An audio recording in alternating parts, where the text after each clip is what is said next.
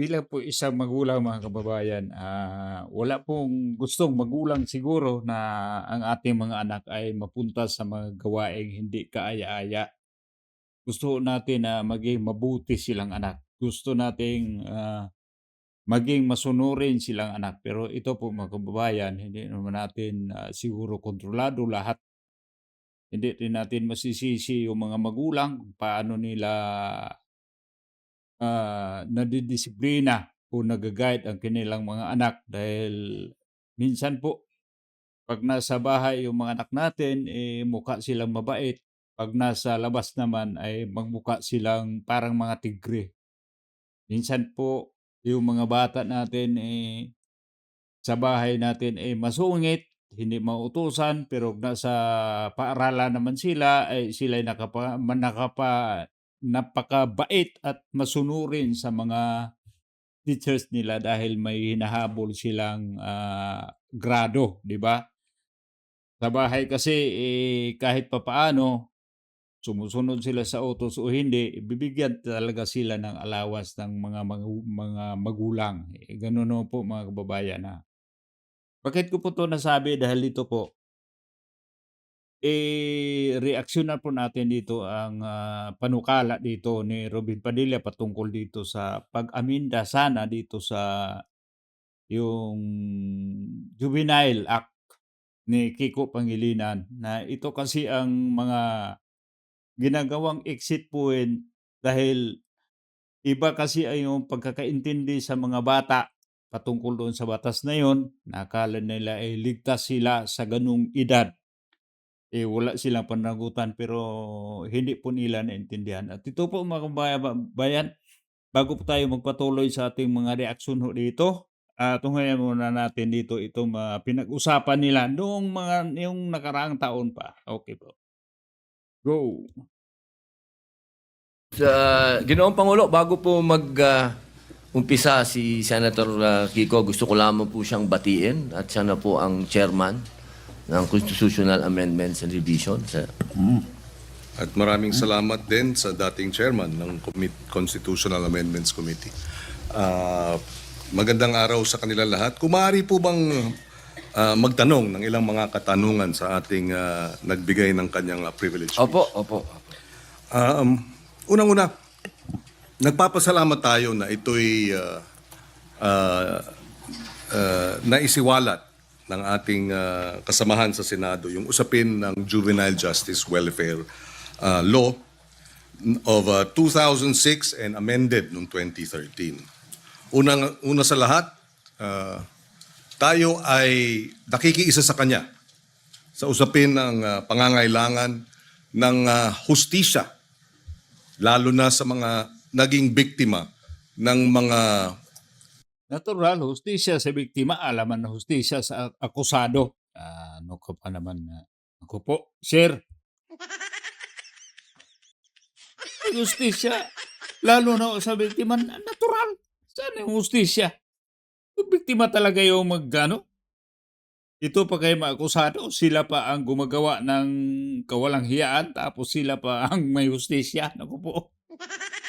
krimen o kaya mga kilos ng mga kabataang nasasangkot o minor de edad na nasasangkot sa criminal activities. Tama lang na dapat ang mga nagkasala ay nananagot. At marahil ay maraming kinakailangan ding liwanagin o linawin sa usapin nung ano nga ba ang tunay na mga probisyon o tunay na mga posibleng mga pag-implementa ng batas at ikumpara ito dun sa mga hindi tama o kaya disinformation. Ito kasi naintindihan sa mga bata eh. Pag below 18, pag mahuli sila sa pulis, hindi lalampas ng 8 oras. Yun naman ang sinasabi sa pulis. Sino bang masisisi rito?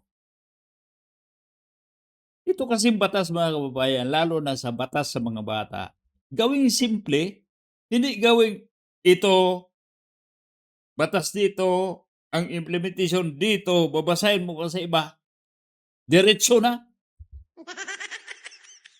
Kumbaga, batas sa bahay ba? Sabihin natin, sige, pag hindi ka magugas ng plato dyan, itapon ko yung plato.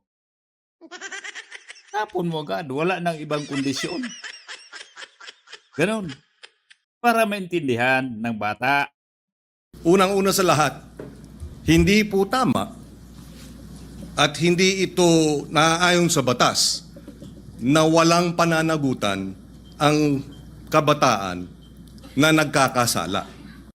Wala talagang pananagutan dyan sa time na siya nagkakasala. Dahil, pagkawalan. I-release ng pulis, iton over sa DSWD.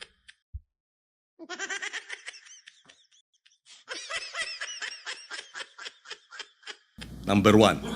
Number two, hindi rin tama na ang nagkasala sa batas na menor de edad ay dapat pakawalan. Ginawa na nga dahil mananagot sa batas ang mga pulis na kung sino ang makahuli ng menor de edad at hindi pakawalan sa limit na oras sa ganun lang katagal. Pag lumampas, mananagot na sila sa batas. Number three, hindi rin tama na kapag ikaw ay below 15 at up to 9 years old at ikaw ay nagkasala, ay dapat kang pakawalan. Maliwanag, noong 2006 na ipasa yung batas, nakita ang ilang mga naging problema sa implementasyon ng batas. Kaya noong 2013, ito ay inamendahan under the chairmanship then of now Senate President Chis Escudero. He was the chairperson of the Senate Committee on Justice. Ngayon, siguro isang tanong. Ang unang tanong, maaari bang masabi na oo, may kakulangan ng batas, ngunit mas marami ang kakulangan sa implementasyon kaysa sa batas mismo? Una po, linawin ko po sa ating kaibigan, Senator Kiko Pangilinan, wala po akong sinabi na kulang ang batas. Ang sabi ko po ay napakaganda ng Yun. batas na ito. Yun. Hindi lang po siya napapanahon ngayon. Sa pangalawang tanong po, totoo po yan, sa maiksing panahon ko po dito sa Senado, napakadami pong magagandang batas. Sobrang gagandang batas, hindi po talaga na-implement. Hindi lang po sa usapin na ito. Usapin lang ng agrikultura, number 1 na yun. Public information, number 2 na yun. Pero ito pong tanong nyo po, totoo po yan. Implementasyon ang kulang. Pero alam nyo naman po sa buhay ng... Ito lang po, opinion ko lang po ito. No? Dahil ako po ay hindi ko naman po itinatago na tayo po ay galing dyan sa ganyang klaseng buhay. Yung mga ganito po kasi, alam nyo, minsan iisipin natin ang mga kriminal bobo, kriminal tanga, kriminal walang isip. Gusto ko pong sabihin sa inyo, nagkakamali po tayo. Yan ho ang mga pinaka may brilliant mind, ano? Kung gusto nilang gumawa ng krimen at gusto nilang gamitin po talaga yung mga bata, talaga pong magagamit po nila. Kaya ulitin ko po, Senator Kiko, wala po akong nakitang hindi maganda sa batas po ninyo. Ako po'y naniniwala dito sa batas po ninyo. Kaya lang po, kailangan po natin mag-adjust po sa panahon po ngayon.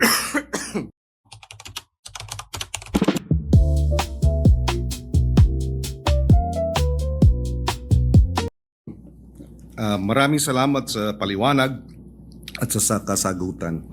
Kanina nabanggit nung in-interview na kabataan na kaya nila ginawa yung batas, yung kriminalidad. Kaya sila gumawa ng krimen ay dahil hindi sila mapaparusahan. Tama 'yon, hindi ba? Tama yung kanilang yung bitiw na salita. Yun ang pagkakaintindi ng mga bata. Yun talaga ang pagkakaintindi ng mga bata. Dahil sa batas na yan.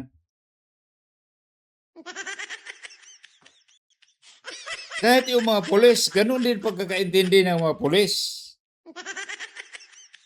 Kahit yung mga malalaki tulad ko, ganito nakatanda, ganun din pagkakaintindi. Na bakit walang pananagutan sa time na gumagawa ng krimen. Tama ba yun sa ilalim ng batas na pag sila ay gumawa ng kriminalidad o krimen ay hindi sila mapaparusahan? Sa usapin po ng kasi ganito po 'yan, no? Napakaganda po nung inyo pong katanungan. Ang bata kasi kahit sila lalahatin ko na po ano. Kasi ganito 'yan Pagka sinabi mong pananagutan, ang kaduktong po nun dapat may parusa. Correct. Kasi kung pananagutan, oo, may pananagutan. Sinabihan siya, ginawa mo yan. Kaya ganito muna ang mangyayari sa'yo. Dadaling ka muna dito sa bahay pag-asa. Dadaan ka dito sa matinding intensive na masasabi nating psychological and moral and lahat na po, no? Sabihin natin. Alam niyo po, Senator Kiko, sa 3 years and a half ko po sa Bilibid, hindi ko naman po nila lahat, ano? Pero wala na pong pinakamagagaling na artista kundi kriminal. Yun. Kapag kaharap niyo po yan, lahat ng drama, lahat na po, sabihin niyo po, lahat ng kalungkutan, lahat ng pinagdadaanan niya, sasabihin sa inyo. Pero pag talikod po ng nag-i-interview dyan, halimbawa ng empleyado yung sabihin gwardiya, o ng probation officer, pagtalikod po nun, pagbalik nyo sa selda, bubuksan yung wallet niya. Papakita sa iyo yung dyaryo. Ito ang pinatay ko, pare. Ganyan po ang criminal mind. Hindi ko naman po inilalahat. Pero pagka sinabi po natin kasi ng pananagutan, dapat nagbabayad ka ng kasalanan. Hindi lang binasa sa iyo. Hindi yung parang gumawa ka ng isang karumal-dumal na krimen. Ito po nakita ko po ito dahil ako po ay kagyat na pumunta sa Camarines Norte nung ni-rape nila yung batang ano po ito Senator Kiko magkakaibigan po ito. Grabe. Yung babae ni-rape nila, binidyo nila, lahat pinatay, lahat po binidyo hanggang naagnas yung bata, binidyo. Pagdating po nung kasama po ako doon nung dinala po doon sa bahay pag-asa, ang sabi nung bata, hahantingin ko kayo. Sabi dun sa mga, papatayin ko kayo. Sabi dun sa mga pulis. Ilang taon yung batang yun? 13 po. At ilang taon yung grupo sila, hindi ba? Grupo po. 13, 15. Yung isa po, 16. Yung bata pong ni-rape nila, 13 din. Yes. Okay. Kaya ako tinatanong yun dahil yung bitiw na salita ng bata dito sa video na sinasabing ginawa namin ng krimen dahil alam namin hindi kami mapaparusahan ay maling impormasyon. Mamali man o anong informasyon, Sir Kiko, yun ang pagkakaintindi ng bata. Wala tayong masisisi dyan. Andyan na, yun naman ang pagkakaintindi nila.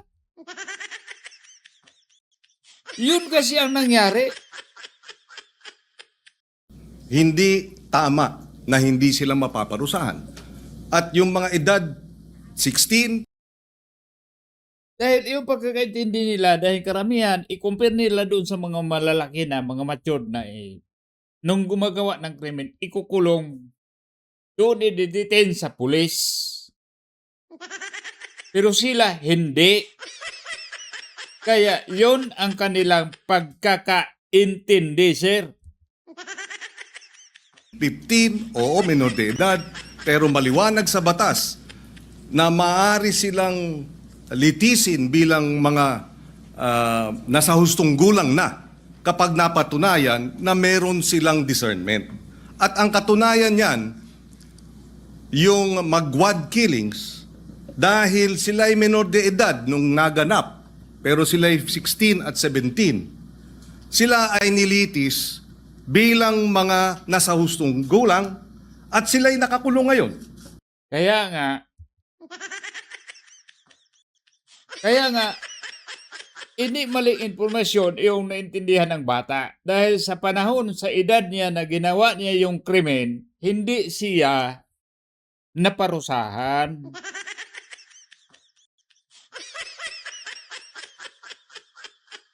Wala sa kanyang isipan na ito, pag dumating na ako sa hustong edad, dito na ako mapaparusahan. Ang naintindihan niya, walang parusa sa edad na naganap yung krimen. Yun pagkakaintindi ng bata. Masisisi ba natin yung bata? In other words, hindi tama yung sinasabi na dahil menor de edad, hindi pwedeng parusahan. Dahil yung dalawang involved sa Kaya nga, hindi na sila bata nung naparusahan sila. Pero yung bata, dito, ang punto dito mga kabayan, bata eh. Naparusahan ka pag hindi ka na bata. Sa point sa bata, tama yung pagkakaintindi ng mga bata. Dahil bata sila, hindi sila pwede parusahan. Hintayin muna yung panahon na hindi na sila bata. magwad killings, pinarusahan. Nakakulong ngayon. Yun ang puntong isa.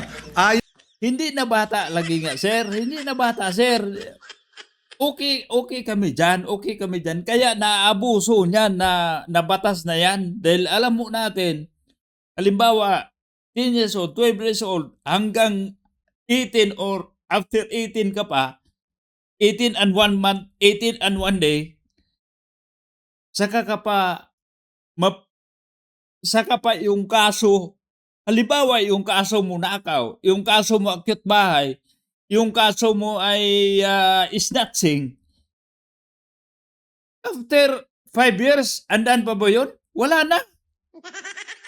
Sa heinous crime, posible yun.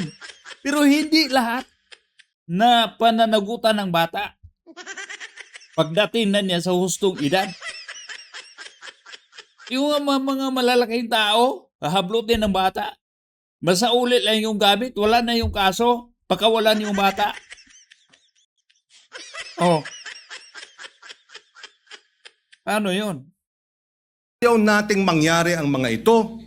Dapat lang mabigyan ng hustisya ang mga biktima ng karumal-dumal na krimen na galing sa menor de edad.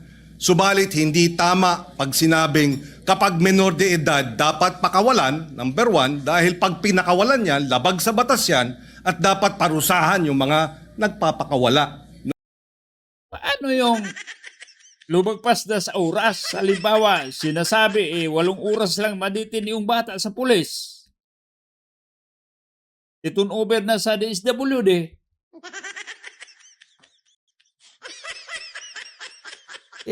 Yung DSWD, wala namang police power.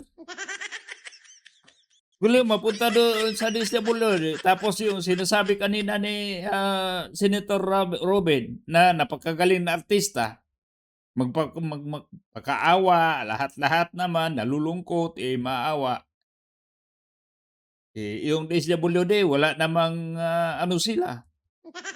Kakayahan na mag-handle ng lalo na sa mga probinsya. Balik sa magulang. Pagdating sa magulang, wag mo na yung wag mo nang pag-uusapan mo na tungkol sa nagawa niya dahil baka ma-depress yung bata. Palampasin na. Wala na. Ang mga menor de edad na nagkasala. Yan ang batas. Iba ang batas, iba naman ang implementasyon. Yung nagsasabi namang pinakikita yung birth certificate, may pananagutan din ang mga magulang sa ilalim ng batas. At yung mga nagsasabing ginagamit ng mga bata, may pananagutan din sa nasabing batas. In fact, ang parusa dun sa mga gumagamit ay yung maximum na maaaring maging parusa dun sa krimen na isinagawa nung mga bata at ginamit ng mga sindikato. Ito'y madaling sabihin. Parusahan yung bata, ginagamit ng mga sindikato. Bakit hindi habulin yung mga sindikato? Kasi mas madaling parusahan yung bata. Mahirap parusahan yung mga sindikato. Correct. Dito po, napakaganda ang punto dito ni punto dito ni Kiko Pangilinan. Wala ang kaibahan ngayon sa anomalya sa flood control. Yung mga sindikato mahirap parusahan, mahirap tuntunin, mahirap pangalanan. Sino ang mga biktima sa bayanang Pilipino? Isa sa mga biktima itong nagbulgar patungkol sa anomalya. Anong nangyari sa mga nagbulgar tungkol sa anomalya? Sila ang pinakasuhan. Dito po mga kababayan bakit ko ito pinunto? Parehas lang. Ganyan talaga ang batas ng Pilipinas. Dahil yun, makapangyarihan. Yung bata, vulnerable. Ginamit na ng mga sindikato, exploited na, biktima na, dahil ginagamit at kinakasangkapan, at mabibiktima ulit ng Estado dahil kailangan silang parusahan at ikulong. Yun. Tumbok mo. Yun ang nangyari ngayon sa ating administrasyon. Ginamit na ang 18 Marines. Sila na ang karga sa malitang pera. Tapos hindi natin pwedeng supilin ang mga sindikato. Ang 18 Marines ang vulnerable ngayon at sila ang makakasuhan. At bawat isa sa kanila lampas 2 kaso bawat isa. Yun. Tumbok mo sen. Mapabata man ng batas o yung pangmalakihang batas. Parehas lang ang kinalalabasan. Ngayon na ang ating bagong Pilipinas. Kaya kinakailangan marahil ay balansehin natin. Sa usapin ng unang-una, yun nga ba talaga ang sinasabi ng batas? Allow me to read some of the provisions. Parents shall be liable for damages unless they prove to the satisfaction of the court that they were exercising reasonable supervision over the child. Ibig sabihin, may pananagutan ang mga bata, ang mga magulang. Meron ding maliwanag na usapin. Pananagutan ng mga gumagamit sa bata, Section 20C. Any person who in the commission of a crime makes use, takes advantage of, or profits from the use of children, including any person who abuses his authority over the child, shall be, or instigate the commission of the crime, shall be imposed a penalty prescribed by law for the crime committed in its maximum period. So kung ginamit sa droga, maximum sentensya sa usapin ng illegal na droga ang ipapataw dun sa mga magulang o sa mga adults, sa mga sindikato na gumagamit sa mga bata. Again, Walang kwenta yun. Sinasabi lang dyan sa batas pero wala akong narinig dyan sa labas. Sa karsada, wala. Yung mga bata ngayon ginagamit sa drug peddling. Yung mga poser, mga bata, ginamit mga runner, inutusan, iabot mo to doon.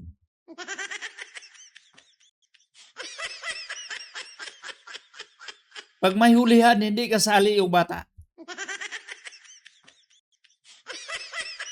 Hulihan ng pulis, di kasali yung mga bata. Kaya matik, lusot yung mga bata. Paano yon matres? Na yung mga magulang nila ay may pananagutan? Diba? Sir? ihiwalay natin yung implementasyon ng batas. Kung mayroong mga kakulungan, dapat managot sila.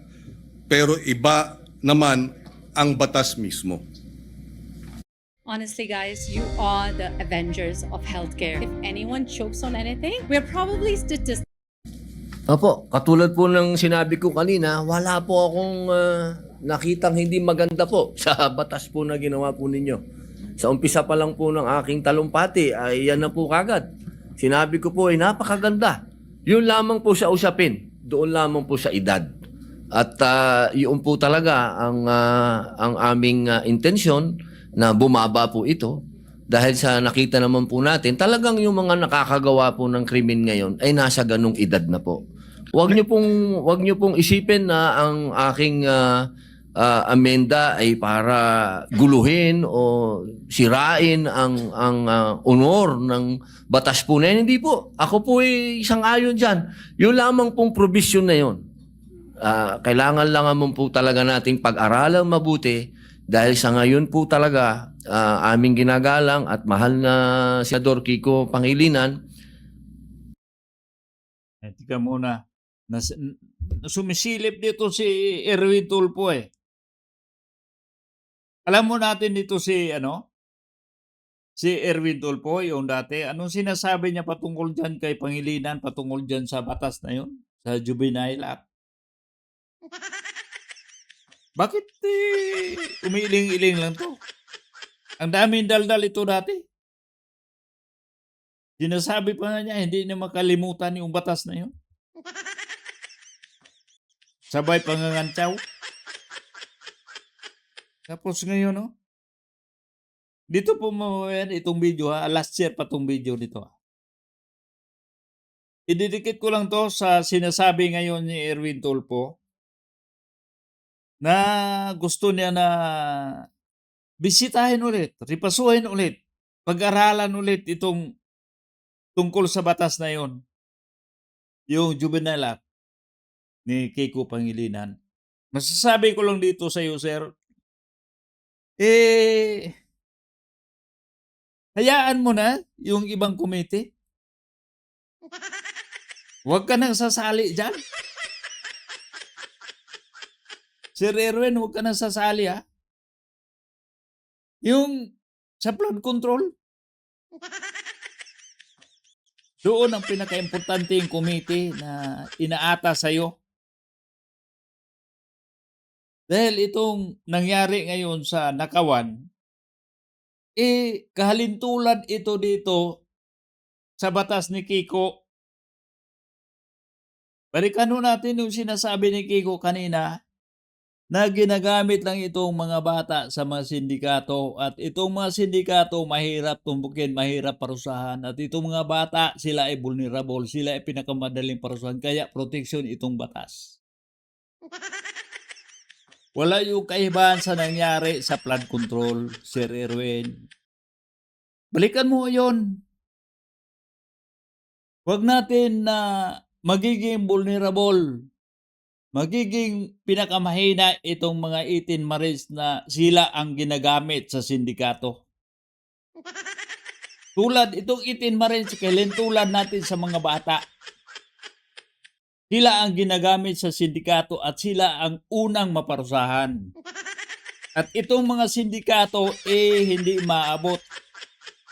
Halos nga hindi mapangalanan.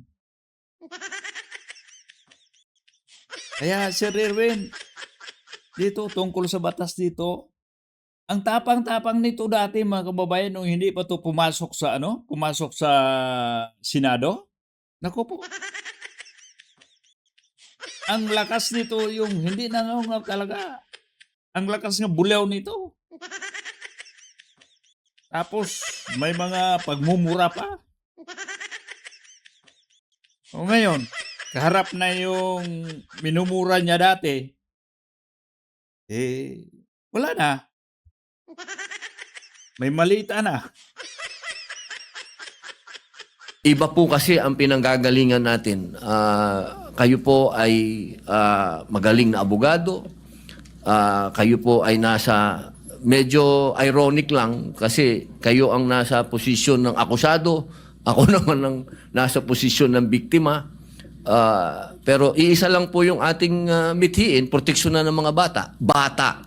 Opo. Pero yung mga nakagawa po ng mga heinous crime, hindi ko po talaga matatanggap na tatawagin nating mga bata itong mga ito. Correct.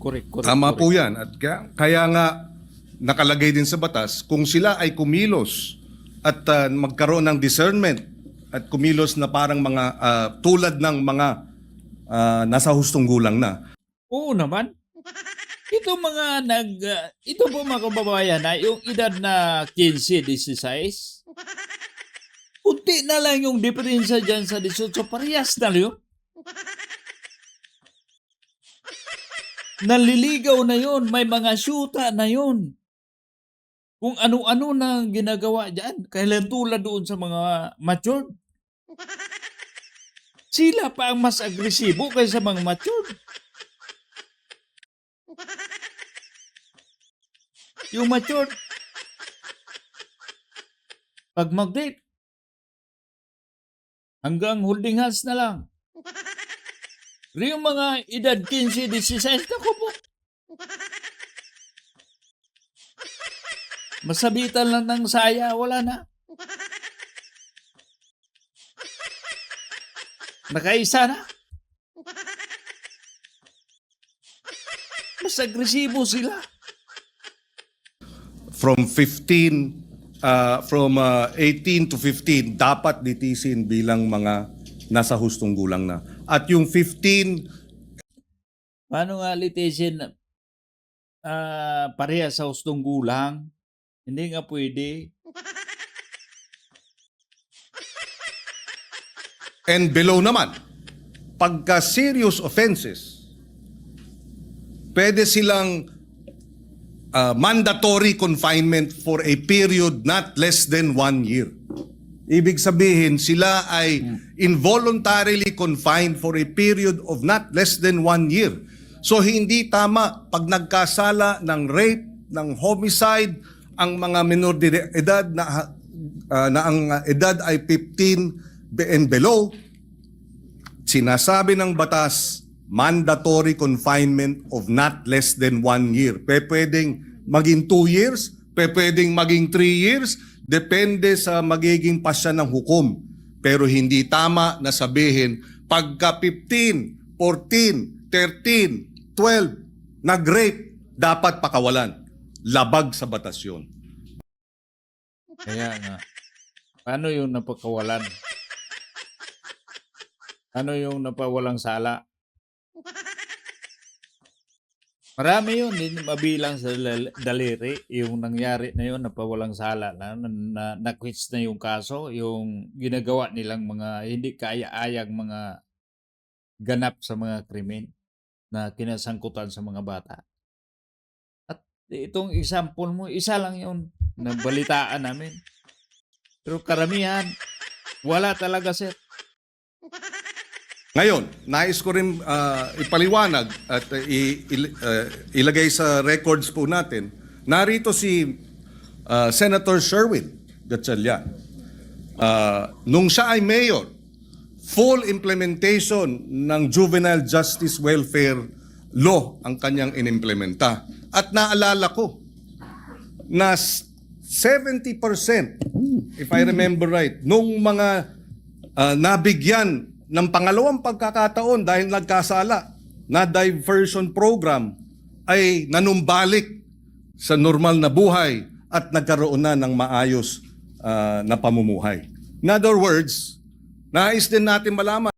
Wala kami problema dyan sa mga magandang epekto dyan, sir. Wala kami problema, sir.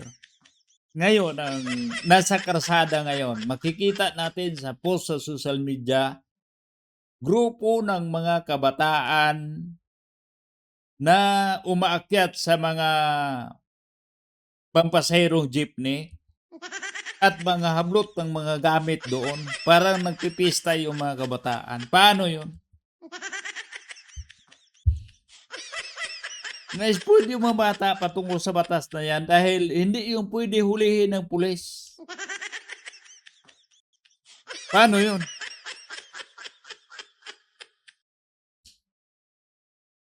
Siguro, yun sa batas mo siguro,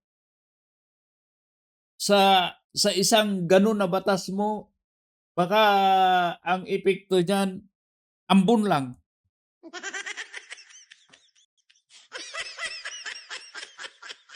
Mas maraming naproteksyonan gumagawa ng karahasan kaysa mabibiktima. Yun totoo. Totoo. Sa ganun yan. Ako bilang isang magulang. Ako po. Yun ang makikita natin. Kahit sa mga cities, dyan sa atin, sa Pilipinas. Yung manghihingi, mga bata, pag hindi mo pagbigyan, magagalit.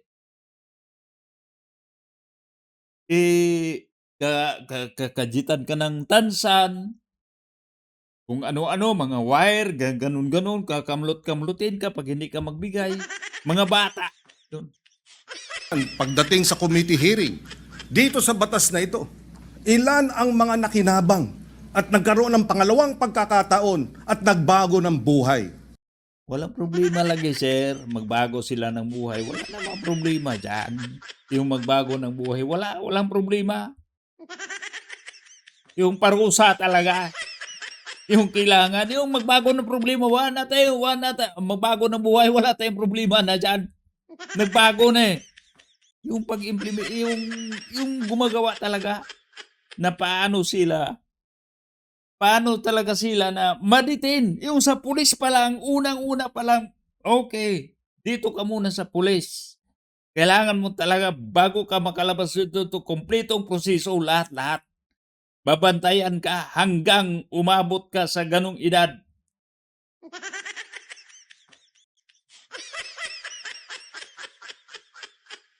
Yun naman ang nila, lusot nila.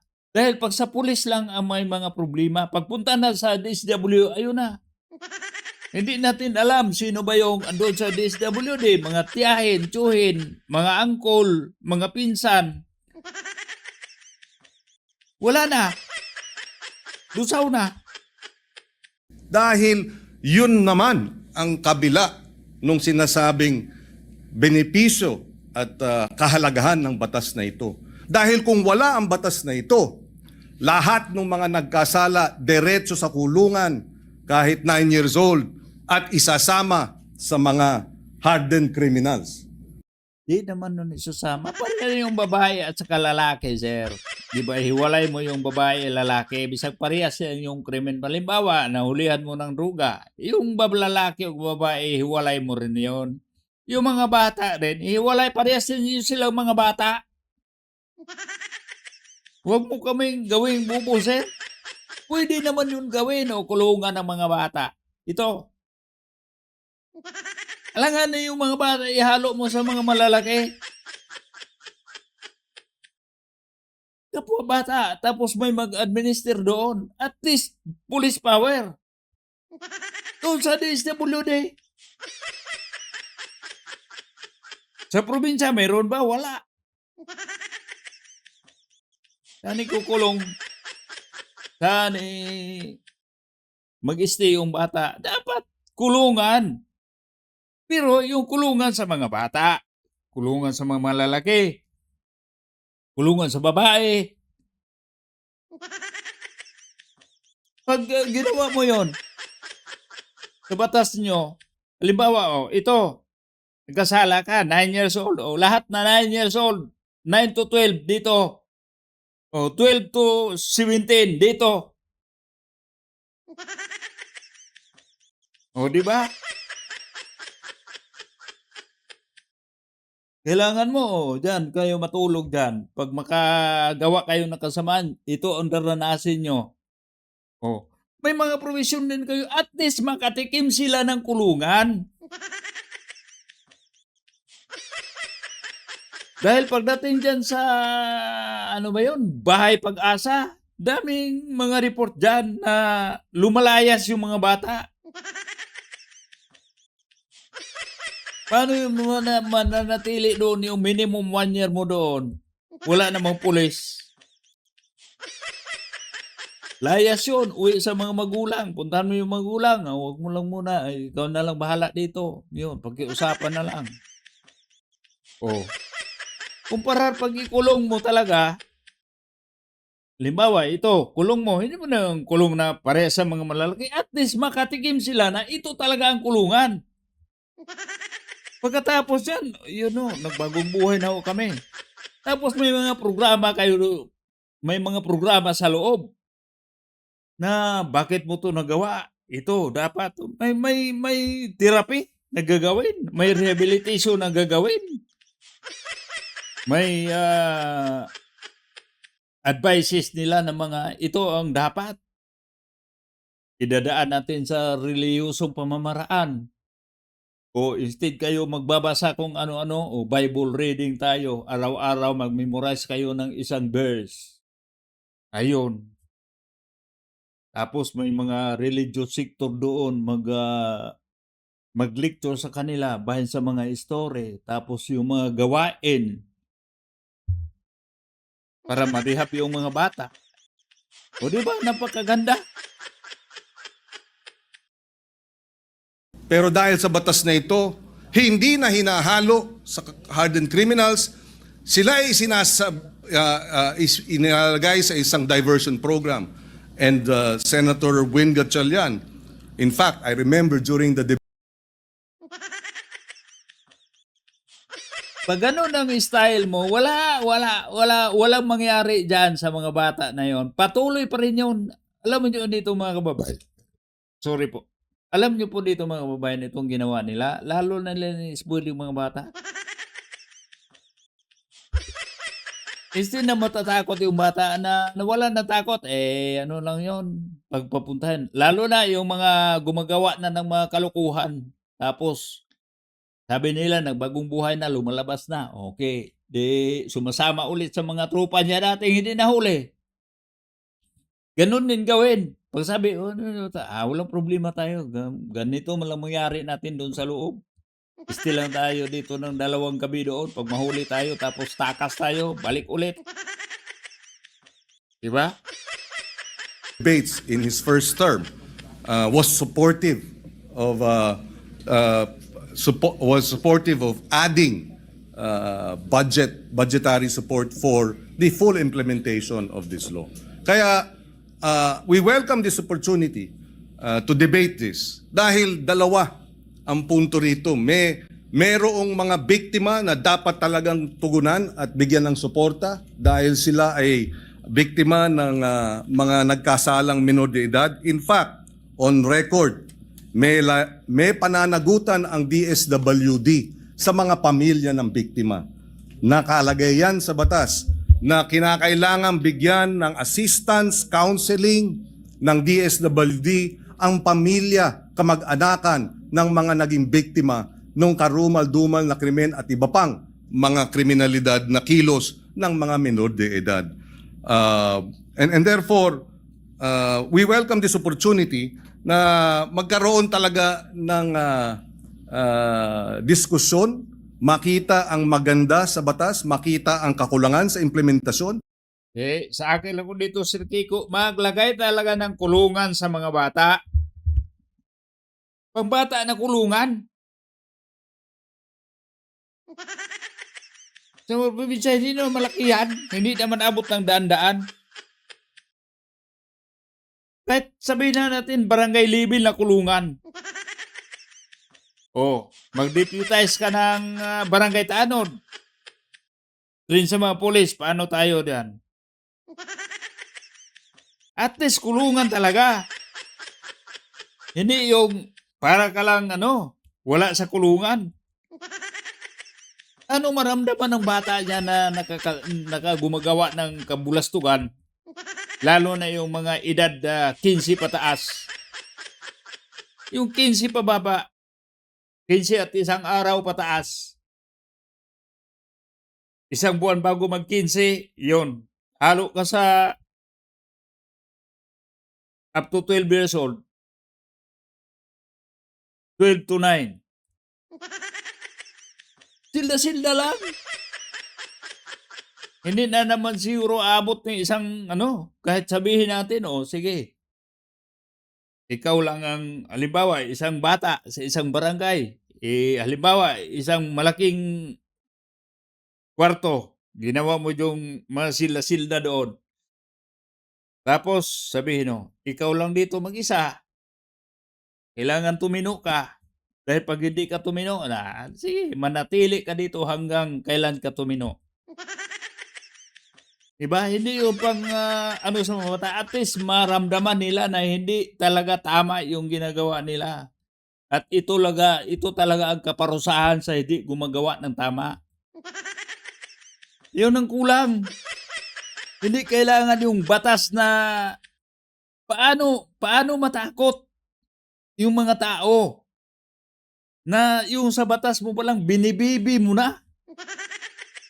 Sabi na lang, punta ka doon, hindi naman sila pakawalan pulis, kailangan may pananagutan. Paano nga eh?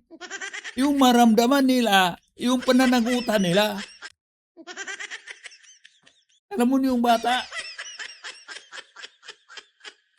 magkakita, baka pa ipasok ka pa lang dyan, o sige, at least may pakita talaga nga, papakulong ka dyan. Pag nahuli ka, diretso ka kulungan, patawag yung mga magulang. Di ba pagkita ng mga magulang dyan, iyayakap yung bata, ayun, ayaw ko rito. At least meron na silang takot. Wala. Di pa ulit-ulit gagawin. Di ba? Sabi na, dito na kayong mga magulang ha, sitol nyo na. Pag itong bata mo ulit, mangyari ulit yung ginagawa niya, kayo na yung anak mo kasama dito sa kulungan. Mamili yung bata niya. Kawawa noon si mama, makukulong, mapasama sa akin. Diba? At least may takot. Hindi naman natin tinutorture yung mga bata. Hindi naman natin sinisira yung ano nila. At least marunong silang matakot na gumawa ng masama. At tingnan din natin itong usapin nung lowering of the age. Ako, ang punto ko, palagay ko, masyadong mababa ang 10 years old. Although even if you're 10 years old, again, uulitin ko, at ikaw ay nag-commit ng rape, minimum 1 year mandatory confinement. Pwedeng ma-extend dahil Kaya sa mukhang kulungan talaga. Yun talaga sa mukhang kulungan. yan naman ang sinasabi ng batas. I just find out that AC can easily get mold, especially in hot and humid summer. Ako po ay naliligayahan sapagkat kayo po ay bukas sa debate at pagdiskusyonan. Yan naman po yung lagi naman natin dito yan sa Senado. Si Erwin, pag ganun-ganun lang, wala nang masabi. Dati, daldal dito. Wala na. Ito po dati mga kababayan, ito na, i-segue natin dito kay Erwin yung topic natin. Dito kay Erwin dati, lagi ko itong pinapanood. Lalo na yung sa treaty nila. Sa tutol po. Ako po. Lagi kitong pinapanood dito, lalo may tumatawag nito. Nako po. Lalo na pag may mga nag-complain, tapos may tatawagan silang mga officer sa mga uniform natin, mga pulis. Nako po. Walang preno-preno yung bibig nito. Mas mabukal to kunti kaysa mas mabunga to kay Rapi. Tapos, Brad, Erwin, anyari? Parang nabulunan ka ata. Tayo'y open sa kahit anong amendment, sa kahit anong gusto nyo pong gawin. Ang kailangan lang po natin talaga, katulad po nung sinabi ng aking talumpati kanina, kailangan po itong marinig, kailangan itong pag-usapan, kailangan ang mga biktima ay marinig din sa komite. Kung ito po ay pag-uusapan na sa komite ni Senator Alan Peter Cayetano, mas maganda din po na marinig din sila. Alam nyo, mahal na kaibigan, Senador Kiko Pangilinan, yung pagkakataon na ang kabataan po natin sa ngayon, kapag sila ay nakita nila kasi na tayo easy-easy lang. At alam naman natin na kayo po mismo ang nagsabi, may problema sa implementasyon at napanood pa nila ngayon yan. Nako, lalo na naman lalakas po ang mga loob ng mga sindikatong bata. Ako po'y kanina habang nag-uusap po kami ng aking legis, sabi ko sa kanila kanina, alam niyo kung yung mga brilliant mind na mga criminal minds na yan, kung ito ay kanilang i-exploit, talagang mag-aalaga ka talaga ng mga batang wala na sa kanilang pag-iisip. Ito lang pong pagpapababa natin ng edad, ito po ay kailangan meron din tayong ganung warning na sana po. Yun ang sabi, ganung warning. Papakita talaga, ito talagang kulungan ninyo. Oh. Basta gumawa kayo ng kabulustugan, ito talaga ang kulungan. Hindi ito pananakot. At least, ito kasi ang magkikita sa mga bata. Hindi pwede yung mga bata dadaan natin sa pasikot-sikot na kwento para maintindihan nila yung diretso. Walang, kumbaga sa Bisaya pa, walang sambingay. Wala pa sa kalye. Diretso. Itong batas nito, walang ligtas ang mga bata. May kulong talaga. Walang kaibahan sa mga malalaki. Iba to, ang sinasabi kaya ni Kiko kanina na, di ba, masama itong mga bata sa mga, itong mga malalaki ng mga nakakulong. Hindi po. Bakit yung manghuhuli ng aso? May kulungan ng aso para yung mga asong gala. Ito, may nahuli kaming aso dito. Puntahan yung mga may-ari dito magpunta.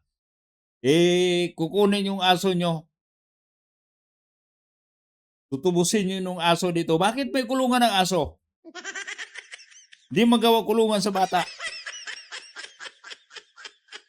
Dahil itong bahay pag-asa, doon lang yun sa kung saan ba yun linalagay nila, wala yun sa amin sa probinsya. At least, itong mga kulungan sa bata, mga kababayan, at least doon pa lang sa barangay level, meron na.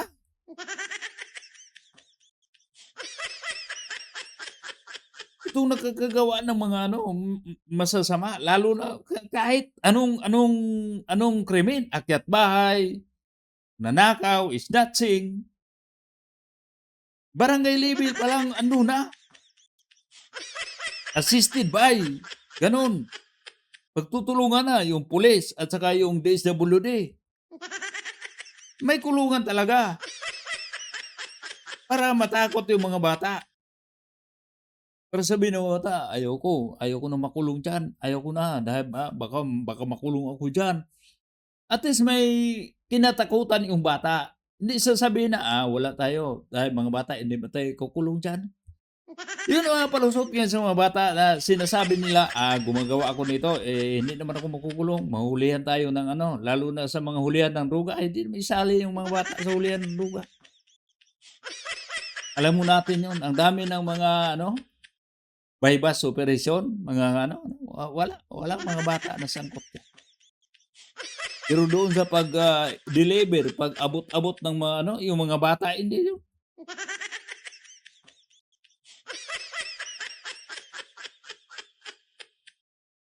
Buksan din po natin ang isip natin sa usapin ng kailangan na. Hindi po, wala akong kailanman nasasabihin sa inyong ako'y kontra sa mga bata o ano, hindi. Doon lang ako sa karumal-dumal, doon lang ako sa hinus. Doon lang ako sa hindi masikmura. Ako na to, ha? Ako na po ito, hindi ko masikmura. Si Robin na po ako, ha? Nakita ko na ang worst of the worst. Sabihin nyo na. Pero ako hindi ko masikmura. Yun lang po ang punto ko. Wala ako ditong, kahit kailan wala ako ditong kinokontrang personal o ano, wala. Ako kung ano lang ang nasa kalsada, kung ano lang ang nasa 8% ng ating mga taong bayan, kung ano ang nararanasan ng mga naghihikahos sa mga lugar na ang kahirapan po talaga at ang mga kalukuhan at ang mga nandyan na ho talaga. Ito po inilalatag ko sa inyo. Ako na po yung boses niyan. Kahit po sa sinasabi natin, makukulong yan, madadala doon. Alam nyo, ang isa ho dapat natin pinag-uusapan kung magkakaroon tayo talaga ng youth detention center. Kasi ako po talaga, patawarin nyo po ako. Kung itong mga gumagawa ng ganitong kasalanan, hindi po yan pwedeng hindi mangulungan. At sinasabi nyo po, nandyan sa batas nyo yan, naniniwala po ako na dapat silang mangulungan talaga. Ang problema, hindi po nangyayari. Hindi po talaga. At iyan po ang nangyayari sa ground. Narinig nyo naman po ang sinabi din ng ating kasama ni si Senator Raffy, talaga pong may problema sa implementasyon. Kaya sana po kapag tayo po'y nag-hearing, nag-usap-usap, wag po nating isipin na yung batas po ninyo ay hindi po, never ko po yung gagawin, sir. Never. Ako po, gusto ko po magtulungan po tayo para masaayos po natin kung ano ang future ng ating mga kabataan. Kung saan ang direksyon po nila. Katulad po ninyo ako, sumasama po ako sa inyo. Yun lamang po, ang dala ko po sa inyo ay point of view ng ibang naratibo naman. Naratibo po yan ng isang taong nakulong. Nakita ko, mga mata ko, ako po mismo nung binanggit na ni Senator Bato kanina, yung patungkol sa mga akyat bahay. Hindi naman po ako naging akyat bahay, pero pag nabasa niyo po yung aking biography, nakita niyo po yan.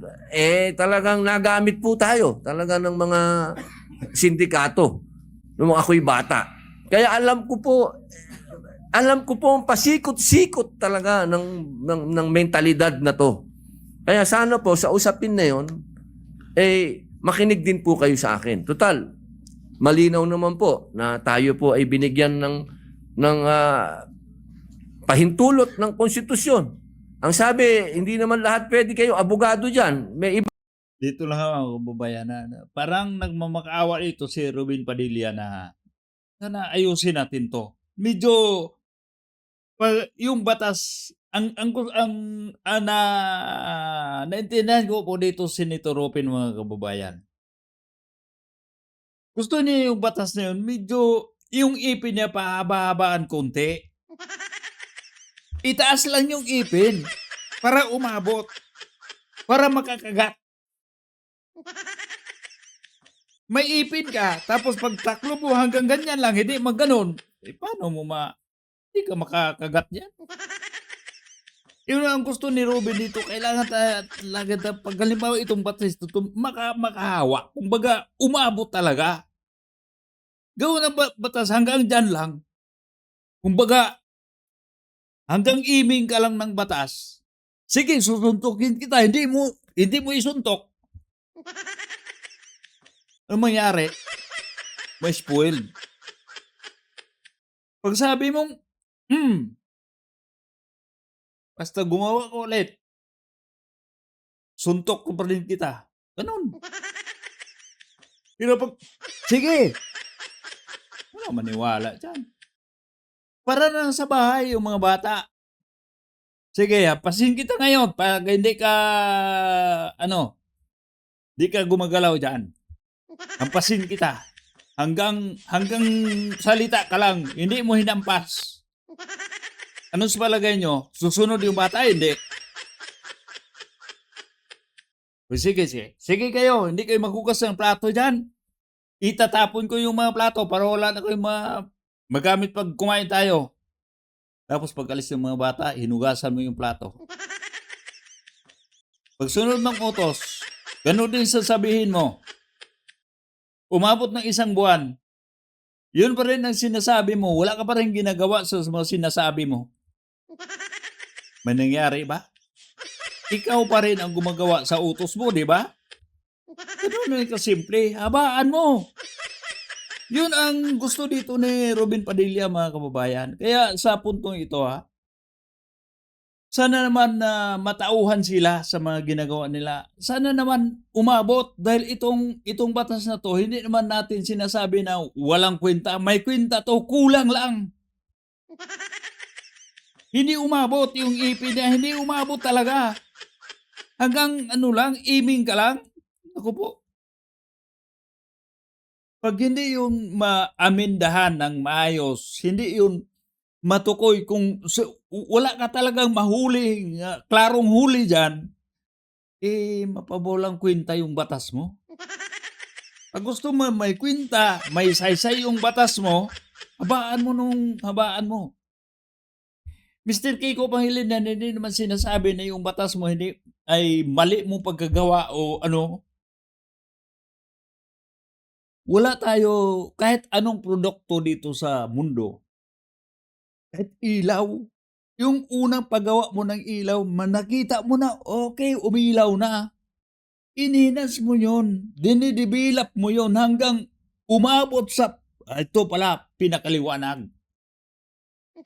Hindi ibig sabihin na, yung una kong ilaw, walang saysay, itapon mo, hindi yun. Pinag-aralan mo.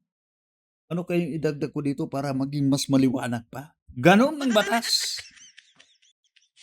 At hanggang dito lang po. Ito po si Rene Bay. Salamat po. Hanggang sa susunod nating video. Kita-kita tayo ulit. At mabuhay at mahal natin ang Pilipinas.